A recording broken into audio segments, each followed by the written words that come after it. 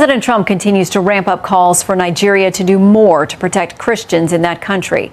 Let's take a closer look at the roots of religious tension there. The country split into three sections, the north largely Muslim and at least partially governed by Sharia law. The middle belt, which is mixed, and the heavily Christian south.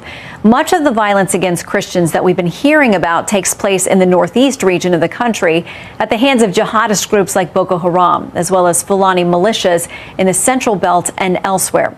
According to the International Society for Civil Liberties and the Rule of Law, more than 7,000 Christians have been killed in Nigeria this year alone. Some 125,000 in the last 16 years, and more than 19,000 churches burned. So let's bring in Congressman Riley Moore, one of the first lawmakers to bring this to national attention. Good to have you on Fox News Sunday. Shannon, thanks for having me on. So I know the president has tapped you and Congressman Tom Cole to look into this. Can you tell us anything about how you'll investigate and what options you may give to the president, or what plans he should have for handling this?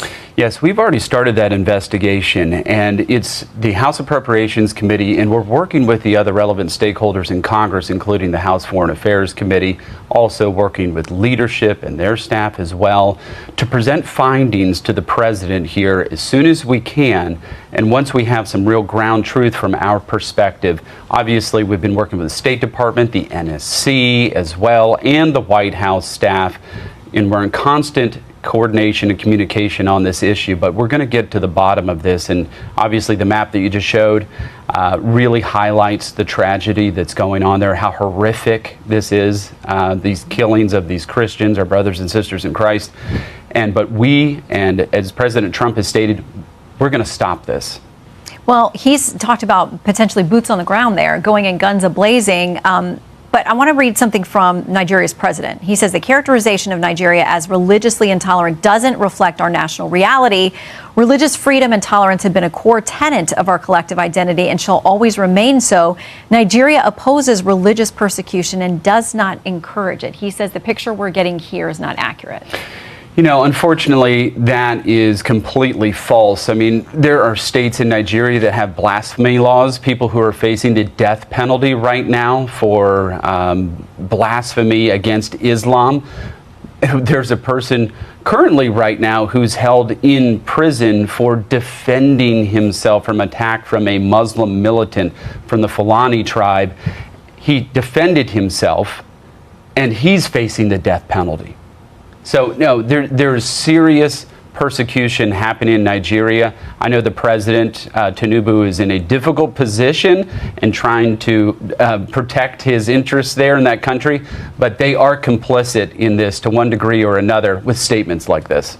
So the New York Times says it's not just Christians. They say attacks on Muslims in the country often receive far less attention within Nigeria and globally, even though they have also been killed by the tens of thousands, with groups like Boko Haram preying on Muslim communities. So is it fair to say that there are other religious minorities, depending on which section of the country, and you're a minority in that particular section of the country, that they are at threat as well? Look, there are Muslims that are being killed here, but the deaths that we have been able to garner from the facts on the ground, it's 5 to 1. 5 to 1 Christians versus other minorities, other religious affiliations in that country. Now, there are Shia Muslims there.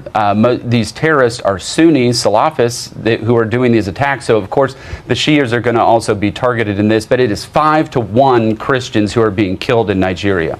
What can the U.S. do? Quickly, what should we do? Do we have a role in something that seems to be an internal dispute in a different sovereign country?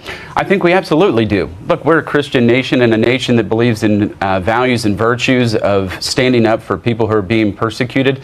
That designation the president just did, a country of particular concern, unlocks 15 different levers that the president can use against that country, sanctions being one of them, withholding development dollars, restricting financing from international institutions. So there's a lot that could be done there, but the president has put all options on the table, including military kinetic action. Okay, please keep us updated. We appreciate it as you get to the details on this. Thanks, Shannon. Thanks.